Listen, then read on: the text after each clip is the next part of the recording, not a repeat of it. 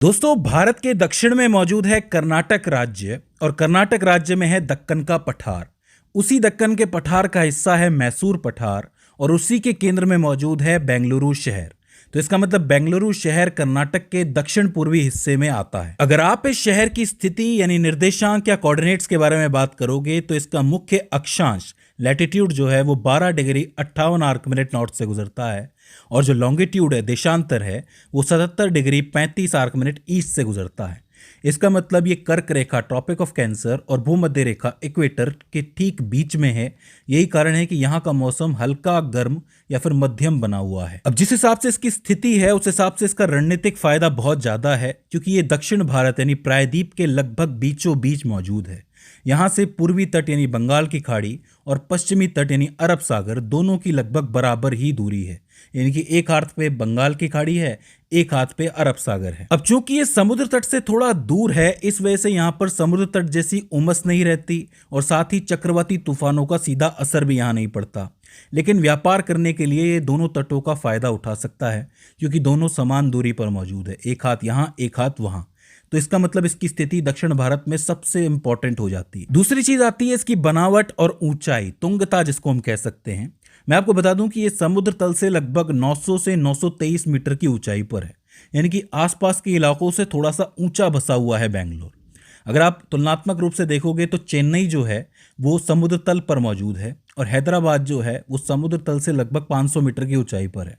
लेकिन बेंगलोर जो है वो 900 से 923 मीटर की ऊंचाई पर है, मतलब ज्यादा ऊंचा हो जाता है। अब इस ऊंचाई का असर पड़ता है बेंगलोर के मौसम पे, क्योंकि विज्ञान का नियम कहता है कि जैसे जैसे आप ऊंचाई पर जाते हो तापमान कम होता जाता है और बेंगलोर ऊंचा बसा हुआ है तो वहां पर गर्मी कम रहती है।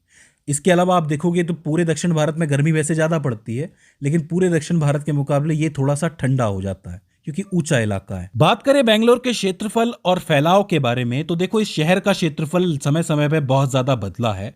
साल 1949 में इसका क्षेत्रफल सिर्फ 69 वर्ग किलोमीटर था, लेकिन 2010 में इसमें काफ़ी विस्तार हुआ ये कि यहाँ पर शहरीकरण बहुत ज़्यादा बढ़ गया, लोग आने लगे, तो ऐसे में इसको बहुत बड़ा बना दिया गया, मतलब बेंगलोर महानगर पालिका बना दी गई, जिसको बीबीएमपी आप कहते हो। इसके तहत इसका क्षेत्रफल 709 से 741 वर्ग किलोमीटर के बीच हो गया। वर्तमान स्थिति की बात करोगे 2025-26 की, तो कर्नाटक सरकार ने ग्रेटर बेंगलुरु अथॉरिटी जीबीए बनाई है। प्रशासनिक सीमाओं को फिर से तय किया गया है और ताज़ा आंकड़ों के मुताबिक ग्रेटर बेंगलुरु का क्षेत्रफल लगभग 712 से 721 वर्ग किलोमीटर के बीच है। भविष्य में आसपास के इलाकों को भी शामिल करने की योजना है, तो इसका मतलब इसका क्षेत्रफल अभी और बढ़ने वाला है। अब बात करते हैं बेंगलोर की जियोलॉजी, टोपोग्राफी और पेडोलॉजी के बारे में, यानी कि यहाँ के भूगर्भ शास्त्र, जमीन की बनावट और मिट्टी के बारे में। तो देखो, जैसा कि मैंने आपको बताया कि बेंगलोर जो है वो एक पठार पर टिका हुआ है, यानी कि जो आपका मैसूर का पठार है, जो दक्कन के पठार का हिस्सा है, उस पर ये टिका है। तो इस पूरी आधारशिला को प्रायद्वीपीय नीस यानी कि पेनिनसुलर नीस के नाम से जाना जाता है, जो कि आर्कियन एरा की है, आर्कियन युग की है। जब यहाँ की वैज्ञानिक जांच की गई, जो रेडियोमेट्रिक डेटिंग जिसको हम कहते हैं वो की गई, तो इससे पता चला कि ये जो चट्टानें हैं ये 3 से 3.4 अरब साल पुरानी है। इसका मतलब बेंगलोर जिस चट्टान पर बसा हुआ है ये चट्टान हिमालय और डायनासोर के आने से भी ज़्यादा पुरानी है। तो आप समझ सकते हो कि कितनी पुरानी जगह है और कितनी ठोस जगह है। इस चट्टान के बहुत से प्राचीन उदाहरण आपको इस शहर में देखने को मिलेंगे, जैसे कि लाल बाग रॉक, काफ़ी इंपॉर्टेंट है, बहुत पुरानी है। सरकार ने इसको जीएसआई बना दिया है, यानी कि राष्ट्रीय भूवैज्ञानिक स्मारक घोषित किया है। ये चट्टान बताती है कि धरती के महाद्वीप से अलग होने, यानी कि गोंडवाना लैंड से जब ये टूटा था उससे पहले धरती कैसी दिखती थी, इन चट्टानों से पता चलता है। तो एक टाइप का सबूत है ये। यहाँ पर भूकंप का खतरा भी है, थोड़ा बहुत है, ज़्यादा नहीं है। यहाँ की चट्टानें बहुत ज़्यादा कठोर है, आग्नेय है और रूपांतरित है, इसलिए बेंगलुरु भूकंपीय क्षेत्र 2 में आता है। इसका मतलब यह है कि यहाँ पर भूकंप का खतरा जो है वो निम्न है, मध्यम है, काफ़ी कम है। हालांकि जो नई रिसर्च है वो ये बताती है कि यहाँ पर 5.1 तीव्रता का भूकंप आ सकता है, यानी ये जो इलाका है वो पूरी तरह निष्क्रिय नहीं है, लेकिन भारत के सबसे सुरक्षित इलाकों में से एक है ये। बात करें यहाँ की स्थलाकृति, ऊंचे हिस्से और घाटियों के बारे में, तो देखो यहाँ की जो ज़मीन है वो पूरी तरह समतल नहीं है, बल्कि यहाँ एक लहरदार पठार आपको देखने को मिलेगा। जैसे कि केंद्र में आप देखोगे तो आपको केंद्रीय कटक देखने को मिलेगा, सेंट्रल रिज जिसको हम कहते हैं। शहर के बीचों बीच एक ऊंची पट्टी है जो उत्तर पूर्व से दक्षिण पश्चिम की दिशा की ओर जाती है। ये जो है एक जल विभाजक का काम करती है, यानी कि दो दिशाओं में जल बांटने का काम करती है। यशवंतपुर, मल्लेश्वरम और वसनगुड़ी जैसे इलाके इस ऊंचाई वाले हिस्से पर मौजूद है। फिर आप घाटियों की बात करोगे तो इस ऊंचाई के कारण बारिश का पानी 3 अलग अलग घाटियों में बहता है, जिसमें एक है हैब्बल घाटी, जिसको हैब्बल वैली भी कहते हैं। इसमें जो पानी है वो उत्तर और उत्तर पूर्व की ओर जाता है। फिर है कोरमंगला चल्ला घट्टा घाटी, इंपॉर्टेंट है, इसको केसी वैली के नाम से भी जाना जाता है। इसमें जो पानी है वो दक्षिण पूर्व की ओर जाता है, जहां आपके बेलंदूर और वरथूर झीलें मौजूद है। दो झीलें हैं, एक है वेलंदूर और एक है वरथूर, उनकी तरफ पानी बहता है। और तीसरा है वर्षभावती घाटी, ये भी इंपॉर्टेंट है। पानी जो है पश्चिम और दक्षिण पश्चिम की ओर जाता है। तो बारिश का पानी ऊंचाई पे गिरेगा, 3 जगहों पे बहेगा, मतलब 3 दिशाओं में जाएगा, 3 घाटियों में जाएगा, और वो हैं ये 3 घाटियाँ। मिट्टी की बात करोगे तो यहाँ की जो मिट्टी है वो मुख्य रूप से लाल लेटेराइट यानी कि रेड लेटेराइट है, और लाल दोमट है, रेड लोम मिट्टी है। इसके अलावा आप यहाँ की निचली घाटियों में जाओगे तो यहाँ आपको चिकनी मिट्टी, क्ले सॉइल भी देखने को मिल जाएगी।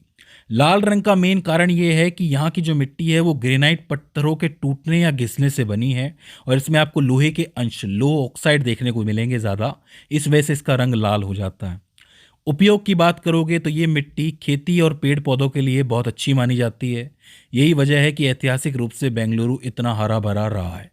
आज की तारीख में ज़रूर कुछ एक प्रॉब्लम्स हैं, लेकिन ऐतिहासिक रूप से बहुत हरा भरा रहा है ये इलाका। बेंगलुरु के जल विज्ञान यानी यहाँ की नदियों और झीलों के बारे में बात की जाए तो बेंगलुरु किसी बारामासी नदी के किनारे नहीं बसा हुआ है। आपने देखा है कि जैसे प्रयागराज जो है वो गंगा नदी के किनारे बसा है, वाराणसी गंगा नदी के किनारे बसा है, इसके अलावा दिल्ली जो है वो यमुना नदी के किनारे बसा है, लेकिन ये जो है किसी बारामासी यानी 12 महीने बहने वाली नदी के किनारे नहीं बसा हुआ है। इसकी जो निर्भरता है वो हमेशा से बारिश के पानी पर रही है कि बारिश का पानी झीलों में जमा होता है, घाटियों में जमा होता है, और उसके जटिल नेटवर्क से ही यहाँ के पानी की सारी समस्या दूर होती है। प्रमुख नदियों की बात करोगे तो यहाँ पर 3 नदियाँ रही हैं। एक है वर्षभावती नदी, एक है अर्कावती नदी, इसका नाम आपने सुना होगा, और एक है दक्षिण पिनाकिनी नदी। तीनों के हाल आज की तारीख में बहुत बुरे हैं। मैं कहूँगा कि तीनों नदियाँ लगभग नाला बन चुकी हैं आज की तारीख में। खासकर वर्षभावती की बात करोगे तो इसमें केमिकल और जो फैक्ट्रियों का कचरा है वो सीधा इसके अंदर गिरता है, तो इस वजह से एक खुला नाला हो गई है। अर्कावती लगभग मृत हो चुकी है, प्यास बुझाने के लायक रही नहीं है। और दक्षिण पिनाकिनी की बात करोगे तो ये भी बहुत ज़्यादा प्रदूषित हो गई है। तो आज की तारीख में ये तीनों ही नदियाँ किसी काम की नहीं है, एटलीस्ट पीने के पानी के काम की तो नहीं है। तो सवाल ये उठता है कि बेंगलोर अपने पानी की ज़रूरत इस वक्त कहाँ से पूरी कर रहा है? तो जवाब है कावेरी नदी। कावेरी नदी इस शहर से लगभग 100 किलोमीटर दूर बहती है। फिर भी बेंगलोर के पानी का एक बड़ा हिस्सा, जो दैनिक पानी है उसका बड़ा हिस्सा इसी नदी से आता है, लगभग 1450 MLD। इसकी चुनौती ये है कि कावेरी नदी निचली घाटी में है और बेंगलोर ऊपर है, जैसा कि मैंने आपको बताया पठार है। इसलिए कावेरी नदी के पानी को 500 मीटर ऊपर की तरफ पंप करके भेजना होता है, जो कि एक तकनीक का काम है, उसमें बिजली लगती है, ऊर्जा लगती है। इसके अलावा यहाँ पर झीलों का एक कैस्केड सिस्टम भी रहा है। मैं आपको बता दूं कि 1961 में इस शहर में लगभग 262 झीलें हुआ करती थी, और ये इस तरह काम करती थी कि भाई जैसे ऊपर कोई झील है, उसमें मान लो पानी भर जाए बारिश से, फिर होता क्या था कि पानी ज़्यादा हो जाता तो वो पानी बह के गुरुत्वाकर्षण से नीचे वाली झीलों में आ जाता था। इस तरह करते करते सभी झीलों में पानी भर जाता था और सबकी प्यास बुझती थी। लेकिन आज की तारीख में यहाँ पर सिर्फ 80 झीलें रह गई हैं, और उसका सबसे बड़ा कारण है यहाँ का शहरीकरण। बेंगलोर के लगभग 93% हिस्से पर शहरीकरण हो चुका है, बड़ी बड़ी बिल्डिंगें बन चुकी है, घर बन चुके हैं। चूंकि आपको पता है कि पठार है, मजबूत है, तो यहाँ ऊंची बिल्डिंग बन सकती है। इस वजह से यहाँ का शहरीकरण बड़ी तेजी से हुआ है। यही कारण है कि झीलें जो हैं वो 262 से घटकर 80 ही रह गई हैं, और उस हिसाब से पानी भी लिमिटेड हो गया है। आखिर में बात करें बेंगलुरु की जलवायु, क्लाइमेट के बारे में, तो यहाँ पर उष्णकटिबंधीय जलवायु है। जैसा कि मैंने बताया कि ये इलाका थोड़ा ऊंचा है, 900 मीटर की ऊंचाई पर है, तो दक्षिण भारत के बाकी शहरों के हिसाब से ये थोड़ा ठंडा है। इसीलिए इस शहर को एयर कंडीशनड सिटी के नाम से जाना जाता था, AC सिटी के नाम से जाना जाता था पहले।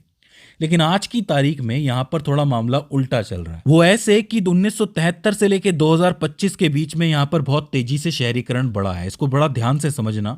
पहले यहाँ पर लगभग 7.97% हिस्से के ऊपर घर बने हुए थे, बिल्डिंगें बनी हुई थी, लेकिन 2025 तक यहाँ पर लगभग 93% हिस्से पर बिल्डिंगें और घर बने हुए हैं। इसका मतलब ये पूरा कंक्रीट का जंगल बन चुका है, पत्थर का जंगल बन चुका है। हरियाली कम हो गई है, झीलें कम हो गई है। झील कम होगी तो जाहिर सी बात है हरियाली कम हो जाएगी। नदियाँ भी नाला बन चुकी है। तो अब दिन में जो गर्मी यहाँ पर पड़ती है, वो गर्मी यहाँ के पत्थर सोख लेते हैं। मतलब यहाँ पे जितने भी सड़कें बनी हुई हैं, बिल्डिंगें बनी हुई हैं, वो गर्मी सोख लेती है। रात में वो गर्मी बाहर निकलती है। मतलब जैसे जो गर्मी सोखी है पत्थर ने, वो बाहर निकालेगा तो ज़रूर, तो रात में ये गर्मी निकालता है। तो आसपास के गांवों के मुकाबले यहाँ का तापमान 1.4 से 2.3 डिग्री सेल्सियस ज़्यादा होता है। तो ऐसे में हर दिन यहाँ पर गर्मी बढ़ती चली जा रही है। हरियाली है नहीं तो गर्मी बढ़ेगी।